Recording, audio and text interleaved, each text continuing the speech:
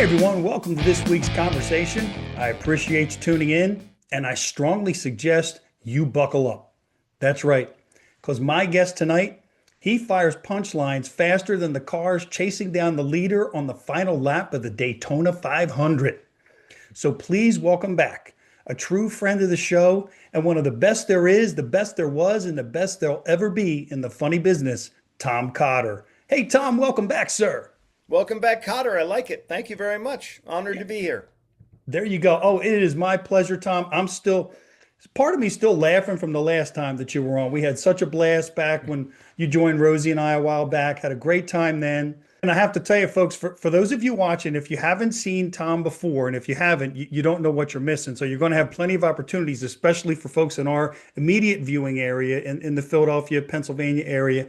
And that is, if you have a chance to see, if he's got more than one show coming to your town, get the tickets and go to both shows or all three shows. Because I promise you, there's going to be jokes you miss from the first show because you're laughing. And I remember bringing this up before. I literally got to the point where I was afraid to laugh because then I missed the next two jokes. So I had to go back and watch you again. It is amazing how you do that.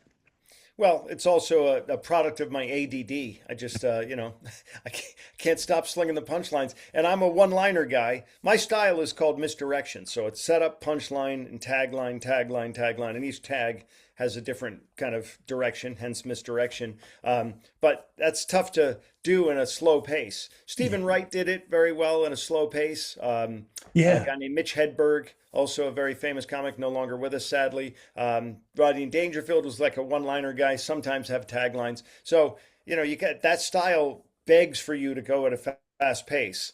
And so that's what I've been doing since my wife, as you know, is a storyteller. She tells Yes. these long stories with a big payoff at the end. And so when I watch her do her set, there'll be like these pregnant pauses where she'll go over to the stool and get her drink and take a sip. And I'm pulling my hair out going, say something, that's dead air. But that's just her style. It's a great style. And my style is a little different. But, I think I do more jokes per minute than anybody I know. The sad part, though, Bill, is it's quantity over quality. But that's all right. Well, I want to come back to that because I have a newfound respect for what you do and how you do it that Tom and I talked about before I turned the camera on. I want to come back to that. But first, you just reminded me of something. I've seen you live, I've seen Curry live, and totally get what you were just saying about the different styles. How does that work together? So, what's that going to be like around Valentine's Day? Yeah, it's tough to merge those two styles together because they are so stylistically opposed. But people really get nostalgic for the old days, the Burns and Allen, Nichols and May, Desi and Lucy, that Yeah. whole thing, all those comedy teams. And so for us to make that work, we kind of have to blend our styles. And so she has to bend a little and I have to bend a little, and somehow we make it all work. Plus, I want her to get the same amount of punchlines out that I get. So that's, you got to divvy it up. So it's not just one person is the straight person and one person Yeah. is so it's a challenge, but we love the challenge and we love doing it. Plus we love working together and people like hiring us together because they're cheap and they only have to buy one hotel room. So it works out perfectly for everybody. There you go. I didn't think about that aspect of it. That's great. And that's something I'm going to have to check out then is when you guys are back in town in and around Valentine's Day. So like I said, I've seen you individually, going to have to come out and see you together. And I encourage everyone who's watching to do that and to make sure you go on your website. I know you've got your dates on the website. I know you put out on your Facebook page about where you're coming. So that being said, I wanted to just share something, folks, that Tom and I talked about a little bit before I turned the camera on. Hey everyone, thanks so much for tuning in. We appreciate each and every one of you. And we also appreciate our first and longest running sponsor of the show, Tom and his team of insurance professionals at the Malin Agency. If world-class customer service and doing business with someone you can trust is important to you, give Tom and his team a call today for all your insurance needs. And that's the fact that since the last time Tom was on the show, I took a stand-up class at Soul Joel's back in January, and I had no idea what it would take to write a decent, solid 5 minute set of set up, punch. And when I start watching some of your specials and watching you again after that, it just blew me away because I'm struggling to get one every like 30 seconds or so and trying to speed it up and make it move. But you pack like a year's worth of laughs into every special, every set that you put out. So what does your writing process look like? You talked a little bit about it before, but what does that process look like and how are you able to pack so many punches?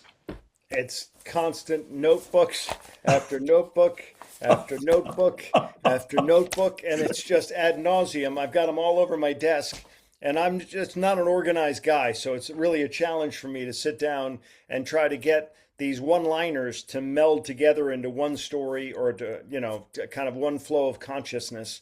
And so it's like a Rubik's Cube. It's a little bit of a puzzle, and I like putting it together. It's kind of fun. But just sitting down with my ADD and focusing on that is a challenge in and of itself. But yeah, that's it. I've been doing this for a long time, 35 years. And so Wow. over 35 years, I've been able to kind of put together stuff, and I try to write stuff that's evergreen, meaning you can tell at any time. I Mm. like topical humor, and I have some of that, of course. You need to do what's Yeah. du jour. But most of the stuff I write is hopefully going to be around, and I can draw on that arsenal whenever I need to. I like to play with the crowd a lot, and when you play with the crowd, you never know where the conversation's going to go because Yes. you're only 50% of it. When I'm chatting with someone in the audience, I have no idea what their 50% is going to be. So it's kind of more exciting. I'm up on my toes a little more. I'm kind of like, where's this going to go? And then if they lead me into a segue into one of my bits, then that's perfect. Then, the audience seems to like it that way. And then it looks organic because I'm talking to someone in the crowd and it looks like a thought that I just am having at that moment when in fact, pulling the curtain back, I've written stuff about that generally. Sometimes I just improv, but most of the time I have something on whatever topic it is because you don't want to be caught off guard. And sometimes you are. You talk to someone in the crowd and you say, "What do you do?" You might have a line if they're a mortician or a nail salon person or a doctor or a lawyer or a teacher. But if someone is a chemical engineer or something, you have to have something for every Oof. response they have. And so you kind of have to be prepared for that. Yeah, and I'll tell you what's interesting, Tom, is, and I've been blessed to have so many incredibly talented comedians on the show over the years, and not everybody's super comfortable with crowd work. Partly because they don't know or they're not prepared for where it may go. They're more of kind of a stand and deliver.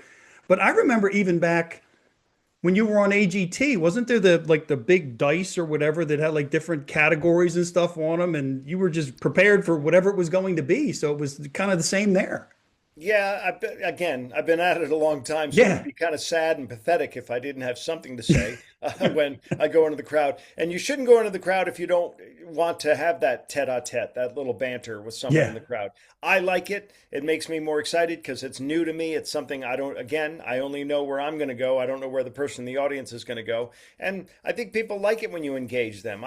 yeah. I'm not, Gallagher. I'm not going to smash a watermelon and douse everybody in the front 3 rows. But if you come to my show and you sit in the first few rows, those are the rows I can see because of the stage light reflection, and I can talk to those people, and I generally do. I just like having a conversation with people sometimes, and sometimes what they say is 10 times funnier than what I have to say. Honest to God, Bill, I swear to God, that happens all the time. And I'll be like, well, I can't follow that because some people are just naturally funny. So I just like being in that moment. No, and like I said, it comes through because you mentioned Stephen Wright earlier, and I just remember he would just go off on all these different random tangents, but somehow it all came together. And you do the same thing, but at hyperspeed. And I remember at one point, as I was writing, and I was struggling sometimes to remember because I would just try to write all these clever things about observations, but they weren't necessarily connected, and I sort of memorized them in a certain order. So if I forgot one part, it kind of threw everything off after that. Yeah. And then a couple experienced comedians said, "Oh, you should try writing more biographical stuff because then it'll be more stories about your own life, and then it might be easier to remember." And it is true. It's just so much harder to do it the way you do. But like you said, with that arsenal you've built up, no matter what you're pulling out of your pocket to deliver, it works. And folks, I thought I should throw out there right now, if you haven't had a chance to see it yet on Amazon, and I'm sure it's in other places, but I've seen it on Amazon, your Rapid Fire special, which came out, what, a year or so ago? I think that Yeah, came out. yeah, a year ago last summer. Okay. So that will give you a taste of what you can expect to see at these live shows coming up. And you'll see what I mean. Like I've watched it at least 3 times just to go back and get the jokes that I missed in the first two times because they were Yeah. coming, as the title so appropriately says, rapid fire. Yeah, they chose that title for it, and I was like, "That's Oh, cool with me." wow. Yeah, I know there are comics. Stephen, you just mentioned Stephen Wright before. Stephen Wright doesn't love to play with the crowd. Feels like it screws up his flow. He can handle it if someone yells something out, which invariably someone does. However, generally there are comics that go up there and just press play and want to spit out their material and Yeah. don't want any interruptions, and that's fine too. If that's your style, God bless you. I know comics that hate when the audience chimes in, but I kind of enjoy it. It's just it happens to be my cup of tea. It may not be your cup of tea. You may hate tea, but regardless, it works for me when I do it. I really enjoy it. Most comics now are doing a lot of crowd work because those are the clips they want to put on TikTok, Yes. Instagram, YouTube, because you're not burning your material then.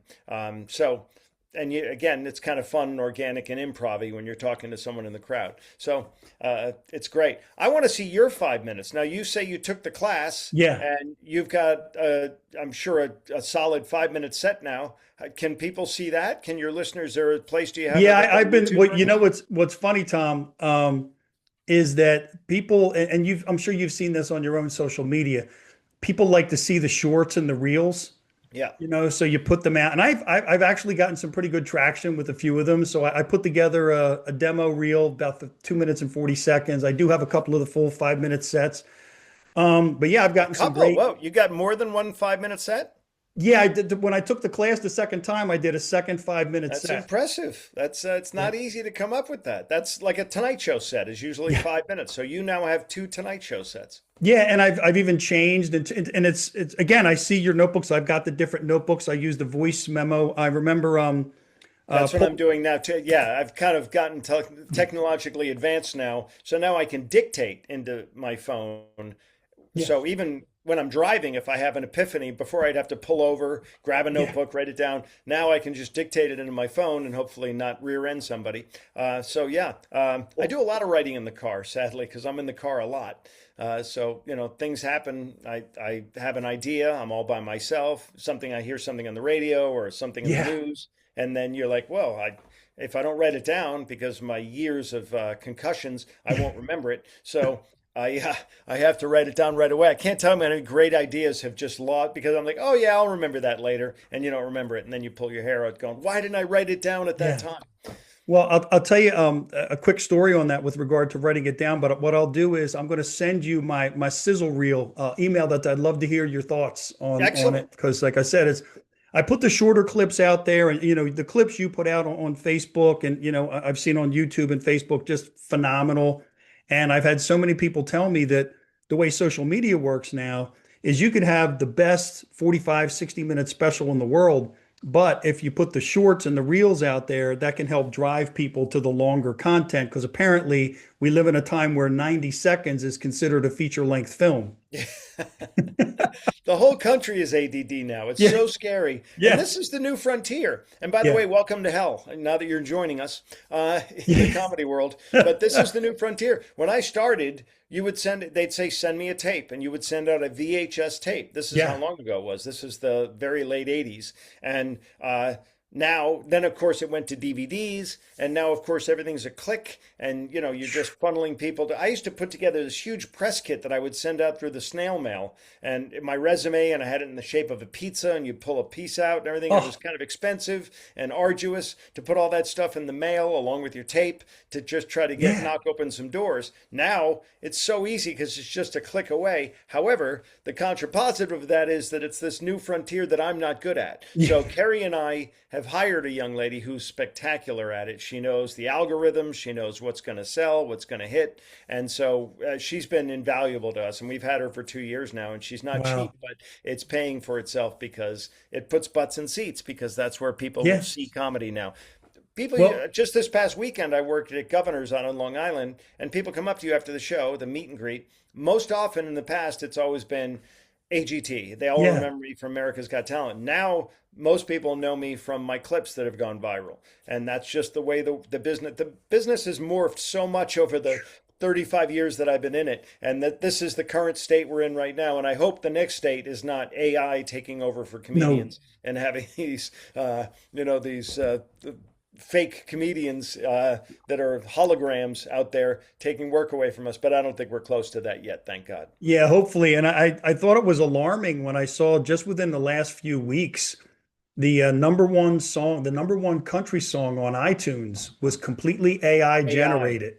And I think that was a wake-up call. That And sends fear down everyone's spine in the arts. Yeah. yeah, yeah. But to me, the bottom line is, and I would hope it's the same with music, but with comedy, and I've had a couple people that I've gotten to know through going to open mics and things like that. And one of the conversations that I've been involved in recently is it okay to use AI to help you polish up a bit or to give you suggestions? And maybe I'm a purist, but I would still struggle with that, getting that outside help. I want to be able to look just like you have your notebooks. I have my notebooks.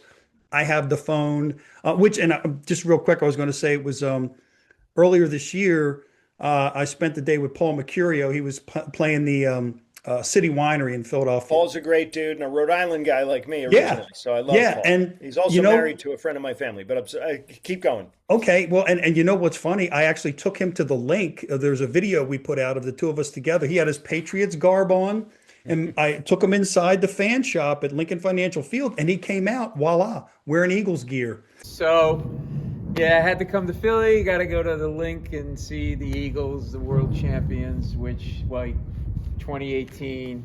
I hate being a Patriots fan. We suck. We're going to suck forever. Listen, I feel for you, man. I really do. I have an idea. We've got some room left on the bandwagon, man. Why don't you just take a little walk? Take a little. Come on, let's take it.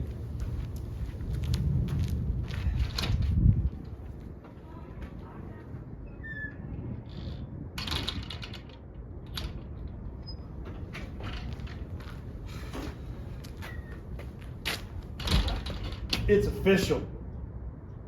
ELGSES. Eagles. You got to run for mayor. Damn you, Belichick! Ah! Welcome. So that's one of my favorite videos of the year. He's Benedict Arnold then. Yes, yes. Yeah. But he told me, he said, being a former attorney, and he said when he would write was more verbose, a lot of words, and he'd have to shorten. He said, if you just voice it and you speak the way you would speak it rather than write it, it'll make a difference. And my God, he was so right. I've noticed such a difference between how I write and just how I speak into the phone. Yeah. So, Paul's a great dude and he's an attorney. And I've noticed that over the years, Greg Giraldo, no longer with us, but one of my very favorite comedians ever. Dan Natterman, Al Lubell, Mercurio. There's so many that were former attorneys yeah, that took a 90% pay cut to come yes, over to do comedy, but they're so brilliant because they've had that training. They know how to write. They know how to sit down and focus, and they instead of legal briefs now they're writing jokes and stuff. yes, So yeah, all those guys are just so great for comedy. Obviously, they're smart if they went to law school. yeah. Plus, they know how to write, and they're just, these are. I think there's so many. There's a reason there's so many attorneys that are now comedians. No, absolutely. And Paul, he takes crowd work to a whole nother level with his permission to speak tour, where he brings the people up on stage and just kind of riffs with them and goes wherever it goes. So, and that's the other thing I've noticed, Tom, is that I've been really blessed to just get to know some great people. So whether it's you or Curry, or before we turned on the camera, we talked about Tammy Pescatelli, Jim Love him. Florentine, Yeah, and I know that you guys are close with Justin McKinney. I had Justin on love a Justin. He was in my while wedding. back. Yeah. Yeah. And so and he came to Joel's not all that long ago, and I had a chance to meet him in person there. So again, just such great people, and I've really been blown away at how helpful people have been with recommendations, like I said, with Paul and several other people. So it's just a great community, and I'm proud to be a very small, tiny little part of it, just Now you're learning one of and us. Deal with it. yeah, Unfortunately, it's a scarlet letter yes. as opposed to a badge of honor, but we're honored to have you aboard. Well, thank you. I appreciate it, Tom. Now, I want to just switch gears a little bit because, the holidays are right around the corner, and I'd be remiss if I didn't ask, what might Christmas Day look like in the Cotter household? Well, Christmas in our family was always a time of giving, usually the finger, but at least we were communicating. A lot of families exchange gifts. We exchange gunfire. We're a little different in the Cotter house. But yeah, we love, I'm the youngest of six kids, and so Christmas was a big deal growing up, and now I have three sons of my own, and we really enjoy. They say the joy is in the giving. It really is, with my kids because they're groveling for money all year, and of course the big gift every year is a little bit of cash, and they love it, and we kind of get into it. My wife goes fanatic. I wish I could turn the camera on and show you. She's out there. I bring home this thing that shines lights up on your house, and she throws it away. She's like, "No way, we're old school." And she's out there getting frostbitten hands, hanging lights individually. They're all over everywhere. And I say to her, "Honey, you're doing this for 3 weeks, and then you're going to take it down. And you're putting it up in the freezing cold, and you're going to take it down in the freezing cold. Is it really worth it?" And she's like, "Yes, it really is worth it." But yeah, we really get into the holidays. It's wonderful for us. We have a great time. And Thanksgiving was great. My sister hosted this year. She called it a potluck Thanksgiving, which I thought meant marijuana and gambling, but it didn't. It means she's cheap and we had to bring all the food. And my other sister showed up with these things that I hate, her children. So that was difficult. But, we love getting together with the family, and holidays are really what that's all about. No, absolutely. And that I think I'm going to have to put that on my bucket list one day is to spend part of Christmas Day at your house because it sounds like a lot of fun. So, what's your favorite Christmas movie? People think Die Hard isn't a Christmas movie. It's a Christmas Oh movie. yeah. It takes place on Christmas Eve. I love that movie. I will say that's a Wonderful Life is great. The Grinch Who Stole Christmas. Uh, let's see. What other ones I really like? Those I'll give you those three as the top Okay. three, I think. Yeah, and I've been in that Die Hard argument many times, and I refuse to take it on the chin. Die Hard is a Christmas movie and my favorite Christmas movie of all time. Oh Is it? man, it's good any time of year, actually. Absolutely. Yeah. The Okay. original. I like Die Hard 2 is okay and 3 is okay, but Die Hard 1, the villains are Oh, spectacular. I just like the tower and oh all the yeah. it was really, and how sad is it that Bruce Willis is in his Oh unfortunate physical state. We're all getting older, but yeah. he's got some health issues and now Yeah. and it's very sad to see. But God, during his heyday, he was such a star, and he was a bartender at the Improv in L.A. Oh before he wow. became an actor. So it's funny to see. Also, the girl who's the lead singer of God, her name escapes me. She's a judge on American Idol. She used to be a waitress at the same improv on Melrose Wow. before she got into. So it's just amazing how these people all have this connection to comedy. Yeah. No, that's a great point. I didn't know that. Are you someone who makes New Year's resolutions? And if so, do you have any maybe in mind for 26? I always do. This year I'm going to try to be a nicer person, I think. I do a lot of good deeds. Most of them are court ordered, but I do them. And my brother gives 50% of his income to charity. That's his ex-wife's name, Charity. So we like to give back. I also, every year, you know what I do? I put on weight.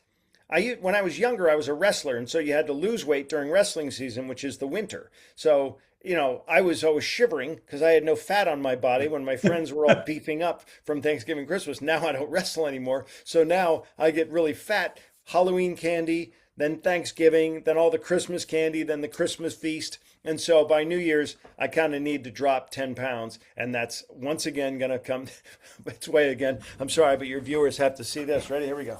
There it is, right there. Yeah. And so that's why we're going to try to lose a little weight. And I think those are pretty, be a nicer person and be a thinner person. Well, How there you go. about Well, you? I'll Do say you have a one New Year's thing. resolution? Yeah. Oh, What wait. is it? Oh, mine? Yeah. Oh, well, to be honest, it's related to comedy, and it is to now, will this affect the likelihood of it happening if I share it Let's not beforehand? jinx it, but Okay.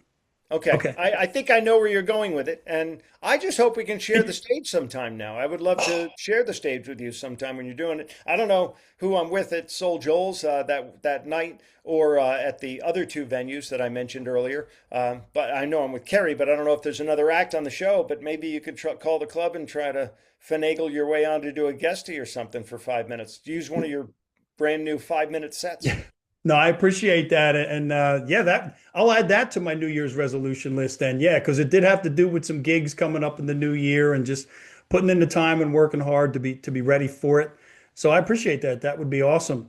I'll have some people reach out to some other people. We can see what we do. And then seeing you guys together at Punchline on Valentine's Day. That'll be fun Um, too. yeah, no, absolutely. So one last thing, though, I do have to say, and you reminded me of it when you were talking about losing the weight, New Year's Eve, and it's completely off topic. But a couple months ago, I remember Rosie sent me a picture. It was like a family picture, you guys, and you had on like a polo shirt.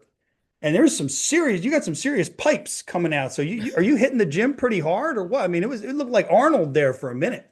I do have big arms, but that's because I'm allergic to bee stings. So yeah, so I used to do a lot of deadlifting when I worked at a morgue, and then I do the clean and jerk thing sometimes, and which is no way I'm no longer allowed in the bathroom at my gym. But anyway, I go to the gym. Here's the deal: during the pandemic, everybody had something they did. And some people learned the ukulele. Some people learned how to code. Yeah, everyone was bored, so they did stuff. And we have a home gym here, and my gym was closed at first. And then I had to go to the gym with a mask, which I couldn't stand because Oh, there's nothing worse than breathing heavily oh into a no. mask and breathing. But Yeah. anyway, I started going to the gym just because I was so frustrated that I couldn't work. And I felt, so I started doing that and it kind of stuck. And now I'm just trying to outrun the Grim Reaper at this Yeah. point. I'm not getting any younger. So we try to yeah, I go every day. I just came from there right before I got on with you. So yeah, it's kind of a, I won't say a passion, but it's something that's Yeah. part of my everyday routine. No, I do it too. And for what it's worth, I did hear recently that, and it actually was a little surprising, the number one determining factor in longevity is muscle mass. Really? Yep. Huh. Yeah. And I got that from a very reliable source. I think it was Marty McCary, Dr. McCary. I think it was he was on a talk show and said the number one indicator of longevity for men and women is muscle mass. Wow. And that was pretty powerful. And I started thinking about all the different things that can happen if you don't have muscle mass in your body, and none of them are good. But I No. think it also means you're doing other things to maintain it that are good. So, Yeah, I have a fear though that everyone's on Monjaro and Ozempic now, at oh, least in the entertainment industry. And I think it's a good thing. I'm glad America is shedding this weight and everything, but they say that along with the weight loss, you also lose some of your muscle mass, and they don't yes. know what the long-term effects of that are. So Yep. people are a little bit concerned about that. But I mean, if you're really heavy, it's better to lose the weight. Right. You're taxing your heart too much, your cardiovascular system. And I've seen too many comics, friends of mine. I didn't know John Candy, but I definitely knew John Panette. I knew Ralphie May. Yeah. I knew, a lot of comics that unfortunately are no longer with us because Yeah. Patrice O'Neill, so many of these guys. And I've actually I found myself, and I said this to my wife recently, I'm now crossing that line where I'm going up to friends of mine that are my age that are overweight and saying, I don't want to be a jerk, but I want you to be around for your wife and kids. And then I Yeah. rattle off all my friends that have passed that were unhealthy and say, just you're not just doing this for you now. You're doing it for your kid and your wife and everything. Yep. And you can't, yeah, you gotta be smarter about this. And so, yeah, I'm glad you go to the gym. I'm glad I go to the gym. I Yeah. wish more people went to the gym. We're a horribly unhealthy country. Yeah, and last but not least, a lot of times when you go to the gym, there's some material like Tammy Pescatelli always says she finds the funny by just waking up every day. If That's you true. if you wake up and go to the gym, there's going to be some funny, just Every about every time. day too. Yeah. So, all right. Well, Tom, thank you so much. It's great having a chance to catch up with you again here on Zoom, and I look forward to seeing you in person. Already looking forward to having you back the next time, and Kerry too. So, thanks again. Honored to be on with you, and I think we should rename the show "Chill with Bill," Yeah. uh, Oh, because why not? We're having a good time chatting. And please extend my warm regards to Rosie and her little sabbatical. Yeah, will do. No, thank you for that. I appreciate that. I definitely will. And I think you just did. Good. All right. And folks, thank you for watching. We couldn't do it without you. We'll see you next time. This week's episode has been brought to you by Doherty & Company Insurance Services for all your business and personal insurance needs. Our friends at Tennis Addiction in Exton, PA. And the Malin Agency, where exceeding expectations is how they do business.